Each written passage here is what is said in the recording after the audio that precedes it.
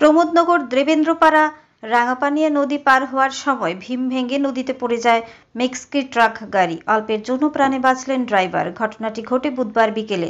দীর্ঘদিন ধরে রাঙাপানিয়া নদীর মধ্যে ব্রিজের দাবি করে আসছেন স্থানীয় জনগণ।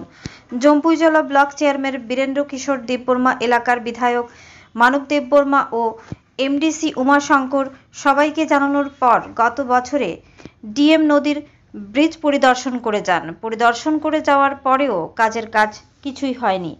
বুধবার বিকেলে একটি বোলেরো গাড়ি ব্রিজ পার হওয়ার সময় ভীম ভেঙে নদীতে পড়ে যায়।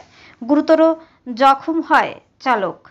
এলাকাবাসীদের দাবি, অবিলম্বে এই ব্রিজের কাজ না করলে তারা বৃহত্তর আন্দোলন করবেন। ব্যুরো রিপোর্ট, আরই, ধর্মনগর।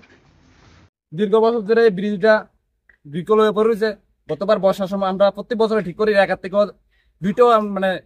দুইটা লেবারও দেয় না প্রমোদনগর পঞ্চায়েত থেকে। এটা আমরা নিজেরা ঠিক করি। বর্ষার সময় খুব কষ্ট হয়। প্রত্যেক বছরে একটা গাড়ি বা বাইক পেরে মানুষ আহত হইতেছে। জম্পুইজলা 15 বার যাওয়া হয়েছে, বীরেন্দ্র স্যারের কাছে, এমএলএরা জানা হয়েছে, তারপরে দৃষ্টামঞ্জার এসডিএম আইয়া গেছে, তদন্ত করে গেছে, কিন্তু কাজের কাজ কিচ্ছু হইতেছে না। সিপিএম আমলে এই অবস্থা করে গেছে, এখন বিজেপি তীব্রমত জোট সরকার চলতেছে, এই অবস্থায় চলতেছে। প্লাস আজকেও আমরা গিয়েছি, যাই আবার পথে গাড়ি একটা অ্যাক্সিডেন্ট হয়েছে। এই অবস্থায় একজন রোগ একদম খুব আহত হয়েছে, একদম ড্রাইভার মানুষ।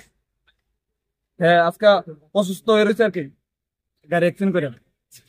কোন জায়গা? প্রমোদনগর 3 নম্বর ওয়ার্ড, মুসলিম পাড়া।